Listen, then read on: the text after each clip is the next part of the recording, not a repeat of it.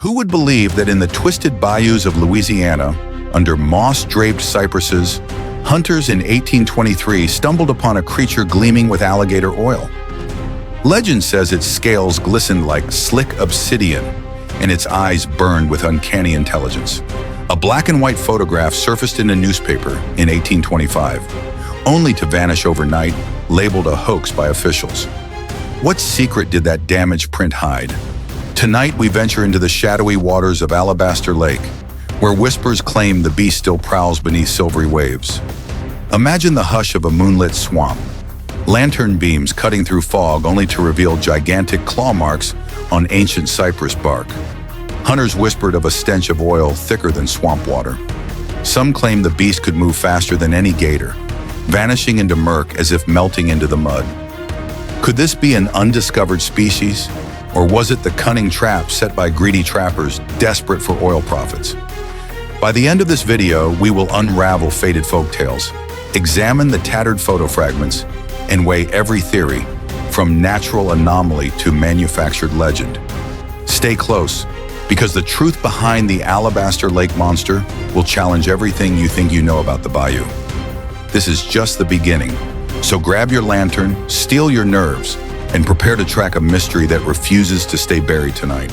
To appreciate the mystery of the Alabaster Lake monster, let's transport ourselves to the heart of the Louisiana swamp in the early 1820s, where plantations hummed with cotton and sugar, and the bayous teemed with creatures both mundane and unknown. Swamp hunters eked out a living braving relentless heat, swarms of mosquitoes and treacherous quicksand. Armed with crude rifles and oil lamps fueled by rendered alligator fat, they stalked herons and wild boar, then packed jars of the coveted gator oil northward to light city streets. In those days, Bayou Alabaster was nothing more than a scattering of wooden cabins perched on stilts above dark water. An 1822 broadsheet announced oil boom in our bayous, trumpeting that local hunters had discovered a golden lamp fuel rivaling whale oil. 2 barrels of swamp-derived oil could command the price of a modest plantation lot. Yet behind the boastful headlines, whispers spread among dock workers, strange ripples at dusk, a low growl echoing through the cypress knees. Choctaw trackers were the first to warn of something unusual. They carved crude glyphs on driftwood, depictions of a coiled beast dripping oily slicks, its eyes lantern bright in the mist. Historians dismiss these markings as superstition or prankish graffiti, but survivors of an ill-fated 1823 hunting expedition told a more chilling tale, a hulking silhouette that outpaced their skiff, its claws gouging wood like a hot poker through butter.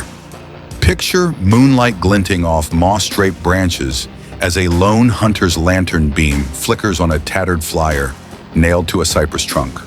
Reward: capture the giant swamp beast, alive or dead.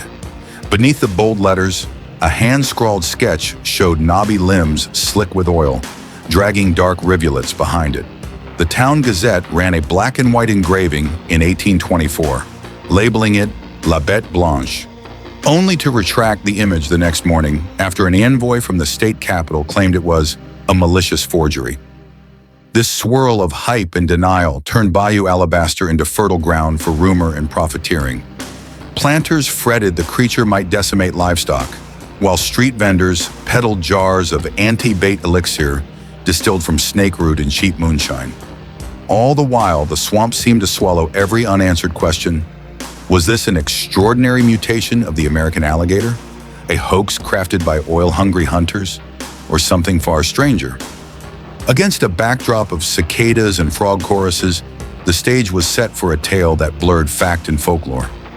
What compelled those hunters to chase a glistening shadow through the murk? And why did that mysterious photograph disappear without a trace? Here's where the swamp's secrets begin to surface. Let's rewind to that fateful night when hunter Marcel Dupree vanished without a sound. Dupree was known for his fearless streak. Legend has it he once wrestled a boar with one arm tied behind his back. And on an overcast evening in July 1823, he set out alone in his skiff, lantern glowing like a lone firefly. Hours later, his boat was found drifting, its oil lamp shattered and its paddle gouged as though gripped by claws. No footprints led away from the shoreline, only muddy, slick trails of alligator oil marking a path into the black water. Some said they heard Dupree's panicked whistle cut short by a guttural roar. Others whispered the beast dragged him under to feast on his very bones. Fast forward 1 year to when a surveying party stumbled into a narrow cavern beneath a fallen cypress. On its walls were strange carvings, twisted symbols that locals claimed matched the Choctaw glyphs warning of the oil-slicked horror. The deeper the explorers went, the more frantic the markings became, looping spirals dripping downward, as if illustrating a creature slithering on its belly through oil-slicked tunnels. Accompanying them were crude scrawls in broken French. La Bête Blanche rôde ici. The white beast prowls here. Weeks of decoding taught enough. This was no ordinary predator. One surveyor joked that deciphering the script felt like reading a toddler's shopping list written in invisible ink, but the chill in his voice betrayed his doubt. Clue C emerges with a single black and white photograph discovered in the archives of the old Bayou Gazette. The image, now reduced to tattered fragments, shows a hulking silhouette crouched on a log, its pearly skin glistening under the photographer's flash. Its limbs are elongated, knobby elbows protruding like roots, and its head tilts in a manner disturbingly human. Officials dismissed it as a painted prop, yet chemical analysis of the emulsion revealed traces of genuine alligator fat used as a binding agent. It seems the hunter's oil lamps weren't just for light, they were weaponized, and this creature left behind its own smear of that priceless oil every time it moved. But the most unsettling clue arrived in an unexpected form: sound. In 1825, a group of riverboat workers claimed to hear phantom rail cars clattering through the swamp at midnight, despite there being no tracks for miles. They described a rhythmic clack-clack echoing across cypress knees, followed by a low metallic hiss as if steam escaped from some ghostly engine. One engineer imitated the noise in a local tavern, earning a free round of whiskey for scaring the barkeep's cat clear off a bar stool. Skeptics blamed shifting logs or distant logging operations, but the timing always coincided with reports of the creature's appearance, as if it used sound to distract victims. And then there are the oral records passed down by generations of swamp dwellers. Old May Simone, now in her 80s, recalls her grandmother's tale of the Oil Man, a figure said to be half human, half beast. According to the story, a desperate trapper experimented with feeding stray alligator eggs a diet of sulfur and swamp herbs, hoping to breed a superlamp fuel source.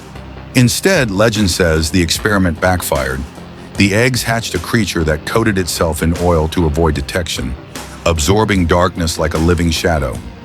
May insists she saw the creature once, mistaking its gleaming back for a fallen log until it slipped beneath the water with a plume of bubbles. She recalls thinking, "Well, that's new," before her lantern died and she fled in terror. Each clue pulls us deeper into the swamp's web. The broken lamp of Dupree, the glyph-drenched cavern walls, the anomalous photograph, the phantom rail sounds, and the fantastical trapper myth. They refuse to converge neatly into one explanation. Were 19th century hunters so bold as to create a hybrid monster for profit? Or did nature itself birth an anomaly so unlike any other creature that every attempt to categorize it felt absurd? Perhaps the oil-slick exterior was a camouflage, allowing the beast to slip through muddy banks undetected.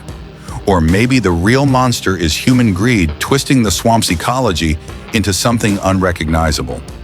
So what do these fragments add up to? Does the Alabaster Lake monster lie at the intersection of science, superstition, and opportunism? Were those phantom sounds simply the echoes of a wounded ecosystem crying out? As we piece together the shards of evidence, one thing becomes clear. The bayou still holds its breath, hiding answers in its murky depths. And only by confronting each baffling clue can we hope to drag this mystery into the light, though of course we'll need plenty of lamp oil to do so. We kicked off our investigation by scouring the dusty vaults of the Louisiana State Archives and the old Bayou Gazette offices, uncovering official Mining Bureau reports that paint a very different picture from the sensational headlines. One ledger entry dryly notes no verified creature sightings, yet a footnote mentions unexplained depletion of alligator oil stocks, suggesting someone was collecting or being drained of that valuable fuel. A letter from the territorial governor laments, rumors running wilder than the swamp boars, hinting at panic more than proof. Piecing together these contradictions felt like trying to read fine print etched in mud, but it confirmed one thing. The authorities were far more interested in quashing panic than chasing swamp shadows. Next, we sat down with Dr. Eleanor Cade, a herpetologist at Tulane University, whose specialty is ancient reptilian adaptations. She examined the glyph sketches and the photograph's oil residue, offering a scientific counterpoint. Alligators can't produce oil in their glands, she explains, but a skin infection or fungal bloom might leave a glossy sheen. Hunters could have exaggerated the effect by rinsing hides in crude lamp oil. Dr. Cade's team even ran a soil sample from the cavern walls through a spectrometer, finding no exotic compounds, only traces of decayed vegetation. Her measured conclusion: an ordinary gator with a rare skin condition, blown out of proportion by greed and folklore. Yet she concedes that the photo's odd limb proportions and the unexplained rail sounds demand an explanation beyond biology. Then we turn to the swamp storytellers, descendants of Choctaw trackers and Creole hunters whose oral traditions stretch back generations. Old May Simone described midnight rituals at the cypress mouth, where tribespeople supposedly offered cornmeal to appease oil spirits. Some elders whispered this was an ancient deterrent against hunters draining too much of the swamp's life force. To test modern echoes of these rituals, I tried building a crude swamp monitor with a homemade hydrophone and motion sensor, only to have my flashlight cut out the moment I hit record, plunging me into pitch-black silence broken by distant splashes. It felt more like a prank by nocturnal raccoons than a paranormal phenomenon, but the anxiety it provoked was real. Finally, we laid all theories on the table, the academic, the folkloric, and the conspiratorial, and looked for a unifying narrative. The most plausible scenario: a confluence of opportunistic hunters, a rare reptile ailment, and the human penchant for storytelling. Hunters learned that slick hides fetch top dollar, so they may have coated young alligators in lamp oil to boost profits, inadvertently creating slippery, hard-to-capture animals that scratched canoes and disappeared into the murk. The Choctaw glyphs, a warning sign against exploitation, later misread as evidence of a super gator. The rail-like hisses, simply the shifting of old logging equipment left to rot beneath water. Yet unanswered questions remain. Why did officials seize and destroy the original photograph? What really happened to Marcel Dupré?